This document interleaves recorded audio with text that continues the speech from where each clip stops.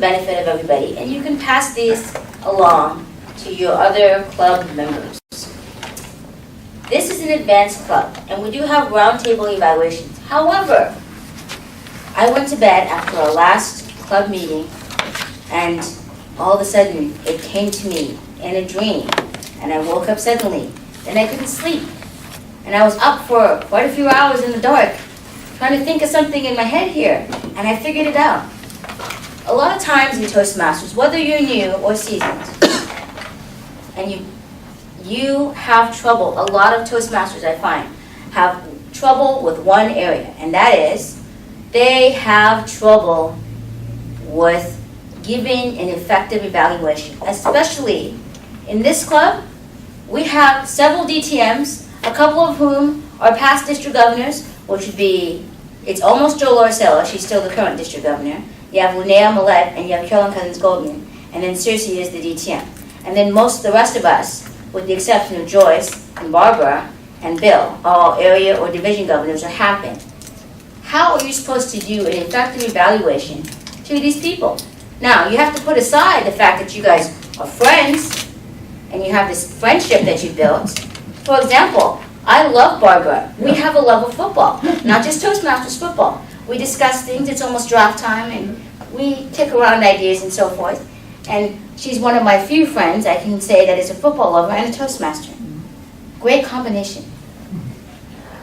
But how is it that she's supposed to give me an effective evaluation? I'm an area governor, done a lot of things, and most of the time when people, as yourselves, are sitting there listening.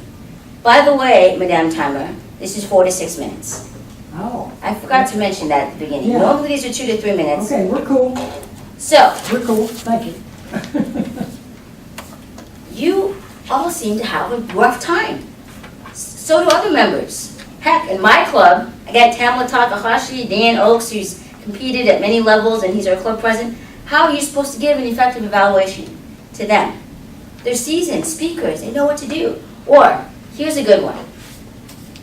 I was a guest at Renaissance Speakers. And I sat there, just came in as a guest, because I owed a favor to Debbie Ellish for helping me in one of my other clubs. She came as a guest of mine. So I said, I'll do you one better. Now, it turns out Debbie Ellish wasn't at the meeting that I was at that day, but their VPE at the time came up to me before the meeting started and said, oh, one of our evaluators is not showing up today. Would you mind stepping in for me? I said, sure. For my evaluating, Roberta Perry. I'm like, Yeah. how am I supposed to evaluate Roberta Perry? She's a past international director. She's got all these credits. She's DTM, etc., etc., etc. What are you supposed to do? Well, I figured it out. This is how we should be giving effective evaluations. I want you guys all to imagine you guys are movie lovers, and you're watching a Tom Hanks movie. Now just pick one at random that's your favorite. Could be Forrest Gump. Could be Joe Bush, The Volcano, Sleepless in Seattle. Castaway. Maybe one of the Toy Story movies, because he did play Woody. So it doesn't matter. But now, suppose you were a famous movie critic like Siskel and Ebert, and you have to evaluate his performance, the rest of the movie, and not just him. You have to evaluate the other actors in the movie, the director.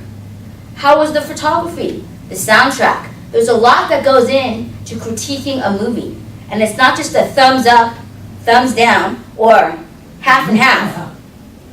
You got to be able to do that. Well, you could do what we call whitewashing. Oh, Tom Cruise deserves an Oscar for this performance in Philadelphia. He was the best. And although I've seen every other movie, I think this is his best caliber performance, hands down.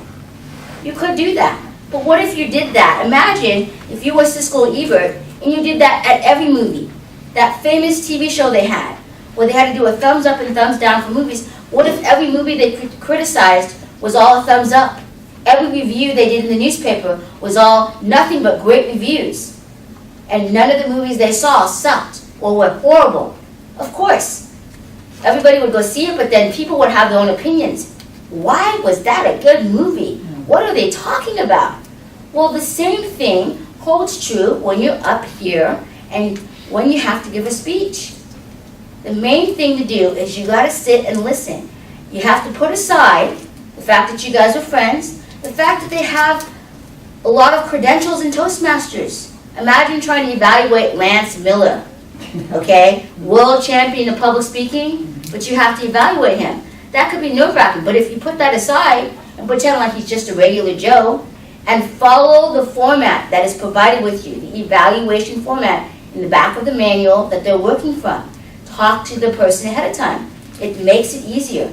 So if you just answer those questions and follow that along, guess what? You too will have an effective evaluation. You won't think of it as, I can't find anything. Because God bless Fred Moon, he was a great member of this club. But a lot of times, I noticed that he would honestly say when he would get up here and do evaluation, that he had trouble because he couldn't find anything on anybody. The way to do that is put aside everything else and stick to what are the questions in the manual and how do you see it. So you got to not just look with your eyes, but listen with your ears intently and watch what they're doing. Those two alone, plus following the guidelines of the questions that you're being asked in the manual, will help you give an effective evaluation, and you will no longer have to whitewash it or say, I can't find anything because they're distinguished. Mr. Toastmaster.